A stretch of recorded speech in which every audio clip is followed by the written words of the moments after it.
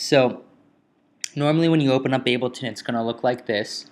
And since this is a fast track, we're going to just jump right into it here. We hit Tab, okay? That gets us over to a typical view for us here. First thing we're going to do right off the back is rename this kick. Whoops, if I can type correctly. And then you want to color it. And it doesn't matter the color, it's just all about keeping it organized, because soon you're going to have a very big session and you're going to need a way to manage it. And color coding is much easier to view with the eye than looking for four little words that say kick or clap in a sea of tracks. So what I did here, I just highlight, I click and drag over, right click, insert MIDI clip. It's a green, we want it to be just like our color over here. We drag it over, and what we'll do, double click on it, come down here, switch this to 1/4, and essentially just hit our B key on our keyboard and write these in. Okay, easy enough. Now what we do, duplicate it,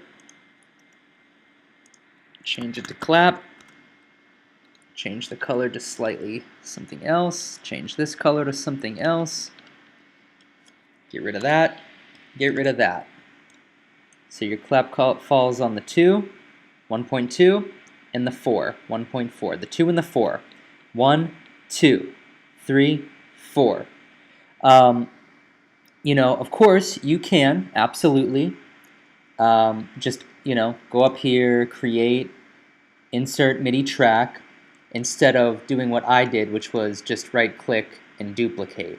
You can do that. It just depends on your workflow and what you want to do. There's usually one or two ways to do, what I'm doing here. It just depends on what you want to do. So we could right-click and duplicate to make our hi-hat, or we could use this MIDI. We could rename it hi-hat. We could also just go up here, insert MIDI track. It really doesn't matter.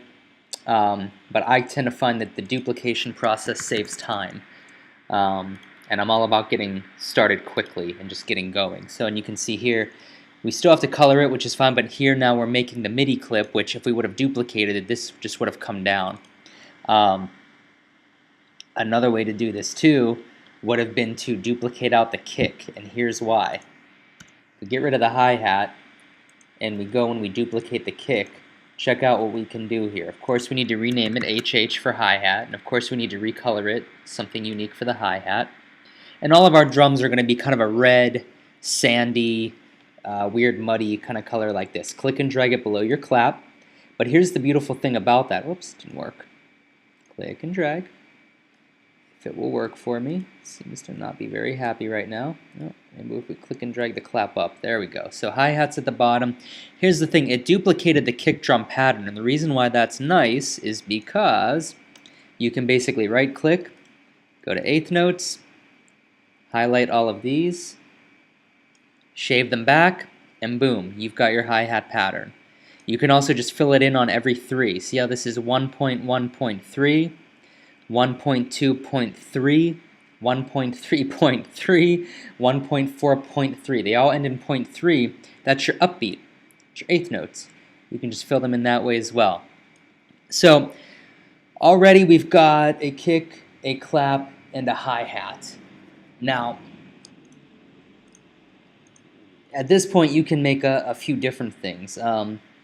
You can do a reverse kick. You can do a reverse clap, which are kind of more of, like just helpful things to have in the mix that we'll eventually get to. We'll rename this one 16 for 16th notes, hi-hat, which you'll understand in a second if you're not following my wavelength here. Insert MIDI clip, color it the correct color, and we're going to come down here and change this to 1/16. We're going to turn on our pen tool, which can be done by clicking up here, top right, or by using the B key on your keyboard. And let me just see what we're on here. Yes, we're on a G. So we're going to come down here to G, and we're basically just going to fill this in. And you'll see why in a minute, why that's 16th notes are kind of nice because they fill in the sound pretty nicely. So then aside from that, at this point, we can go on making our bass line. Now, because we just did 16th note hi-hat, we can duplicate that out. We can right-click and rename this mid bass, or mid, as I usually do. And our bass lines, I don't know, we'll make them green colors. So green, I think I did, is it this green? And so now what we're gonna do is you can pretty much leave the pattern like this if you want, but what I like to do is get rid of the first 16th note, you know, the first beat, which would basically be where the kick hits. So now we're gonna have that classic rolling kind of trance bass line sound. All right, now, similar to the kick from before, or actually the hi-hat, the original hi-hat, we duplicate this, we rename it sub, right?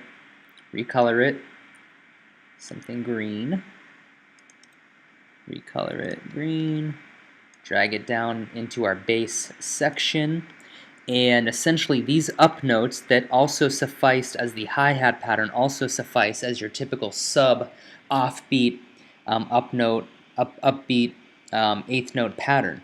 So there we go, we've got that. Now as far as the cymbals, the crashes and the sweeps, we're going to place those in a minute.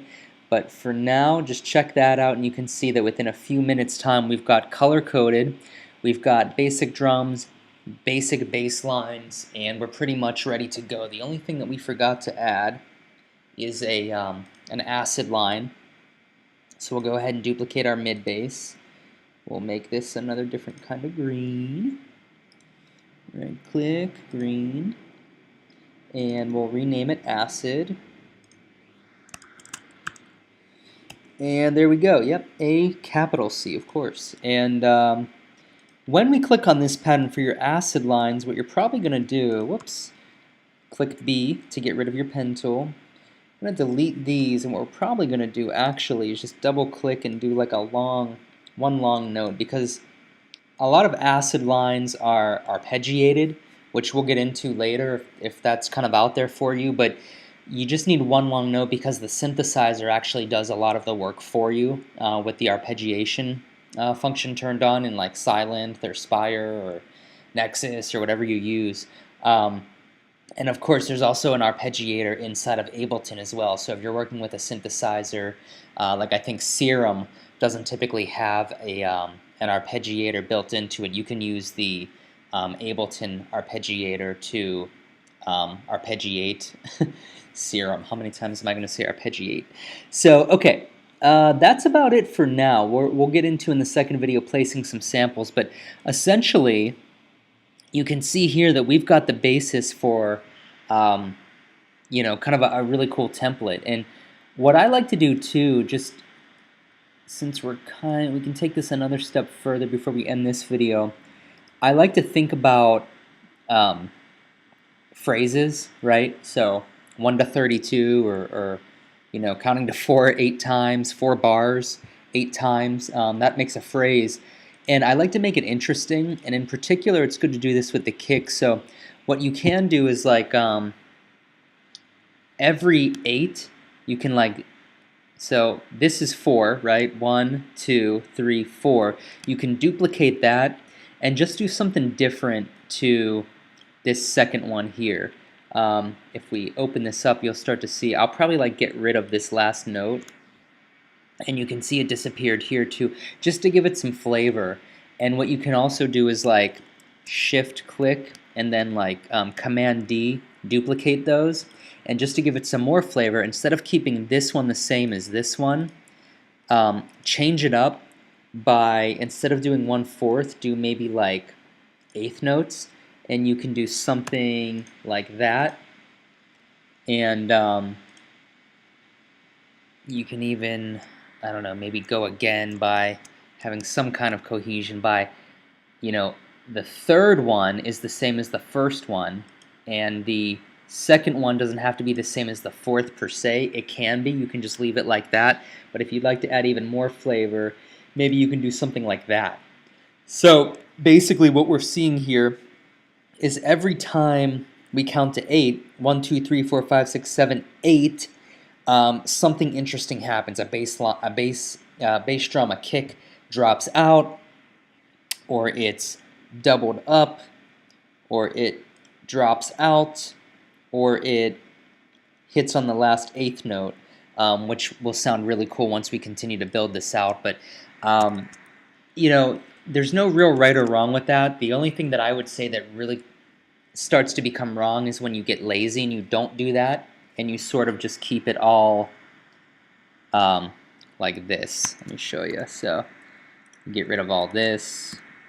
You know, I would not just do, certainly I just wouldn't do this, you know, and just copy and paste all of this over, because it's just a straight beat. And I mean, if that's what you're going for, like in techno styles and stuff, that can work. I'm not saying it's necessarily wrong, but for trance, I wouldn't do that, and really for most genres, I wouldn't do that. I would add some kind of flavor to it. And I mean, of course, look, in music, ultimately, there's not really a lot of rules. I mean, if you're looking to stay with traditional uplifting trance, you know, and within those guidelines, within that arena, I would kind of follow this kind of thing. But you don't have to. I mean, I used to do a trick where, so this one, we took the first one out. On this one, instead of doubling up like that, what I used to do is, since we took the first one out on this one, on the second one, I would take the second one out. And then on the third one, I would take 3 out. Like that. So that way, by the fourth one, what we're seeing is, wait, 1, 2, 3, yeah, I messed up. That, and then by the fourth one, what we're seeing is there's nothing there. So that way, what happens is you're giving the DJ actually a count. If you counted this out, you would see that the first 8, there's 1 kick missing, 1 pertaining to the first 8, right? The second 8, there's 2 kicks missing, 1, 2. The third 8, whoops, there's 3 kicks missing, 1, 2, 3 bare spots. And then the fourth, there's 4 kicks missing on that last MIDI clip there. You know, it's not necessarily the best or the most creative per se, but it was a way to help me kind of understand counting. So that way I knew if I didn't hear any kicks on the last bar, that meant that the phrase was ending and I was about to go into a new phrase. Once again, if I didn't hear any kicks on the last bar, that meant the phrase was ending, okay, and it was about to go into a new phrase, okay? So those are just suggestions for the kick and how to lay out the pattern. As far as the claps, I like to do some fun stuff too with the claps, like maybe on the ending claps you can do something similar. I mean, you don't have to reinvent the wheel, it's just a way of keeping the production interesting. You highlight, copy over, and claps I don't get as detailed with. I mean, just like that. It's sort of just up to you. And then hi-hats, I find for the most part the texturing hi-hats actually comes from not so much doing a lot of work inside the MIDI clips on the individual sound, but rather stacking hi-hats. So you've got a hi-hat here, and then you've got a completely different hi-hat here doing a completely different pattern. And then you have another hi-hat maybe doing a completely different pattern. Like, for example, if we duplicate this out, these two are the same. Let's rename this HH2, and let's take this pattern, and let's, I don't know, do something like that, and just take these guys, whoops, get rid of my pen tool, and let's just nudge them a little bit forward.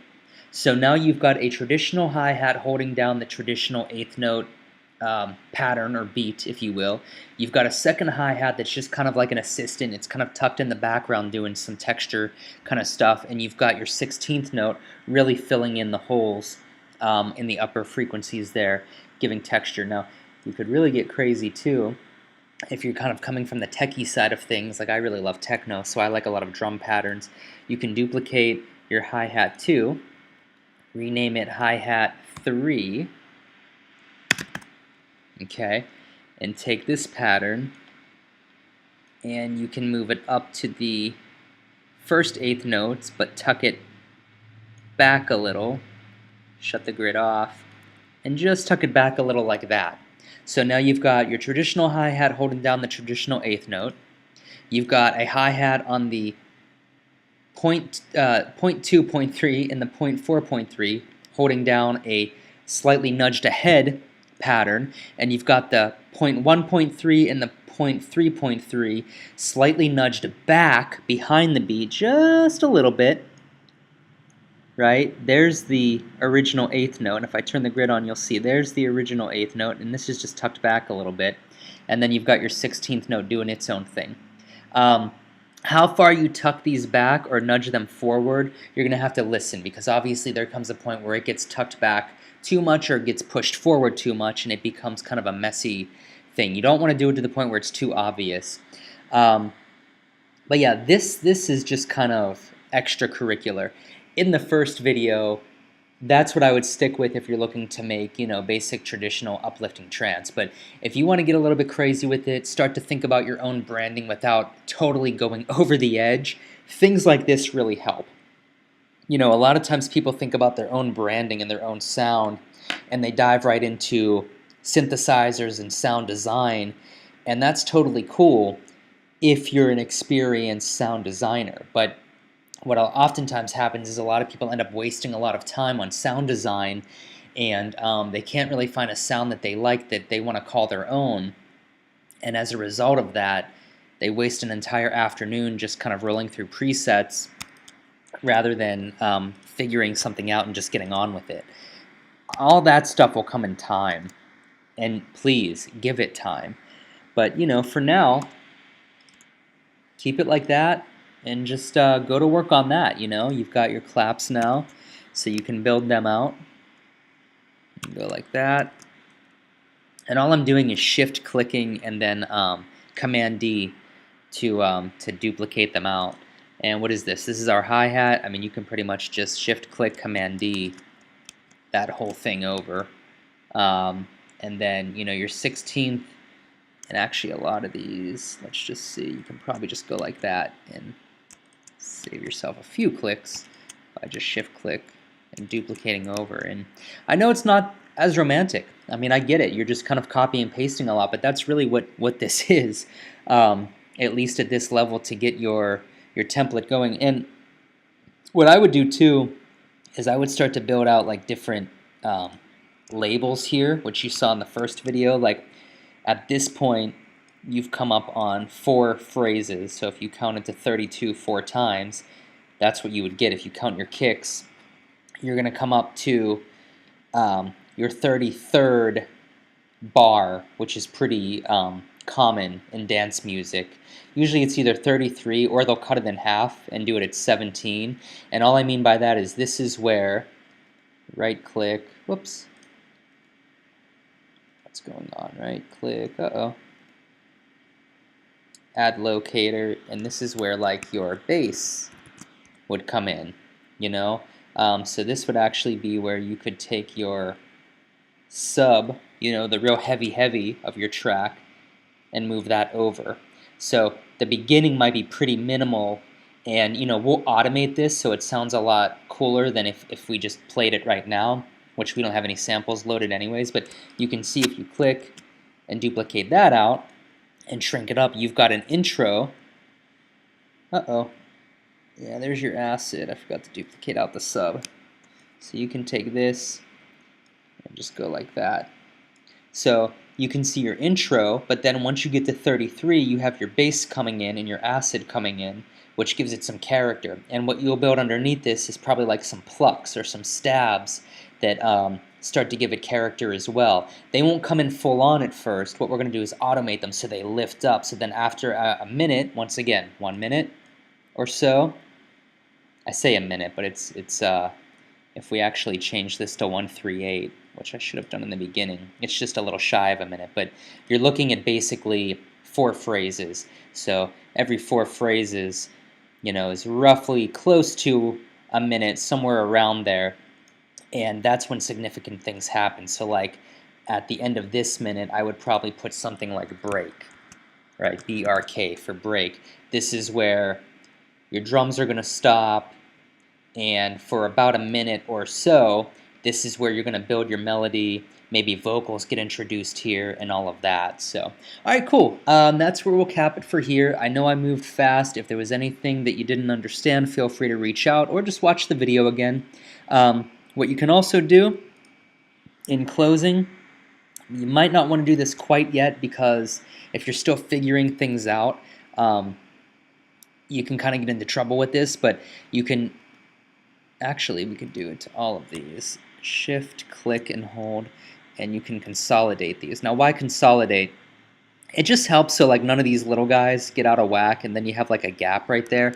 And it also helps on the CPU usage of your computer, which obviously right now isn't an issue for me, but I don't know what you're working with, and as this track gets built out, we're really going to be taxing the heck out of this computer. So just something to think about as you move along. So all right guys, see you in the next video. And let's try to stop it.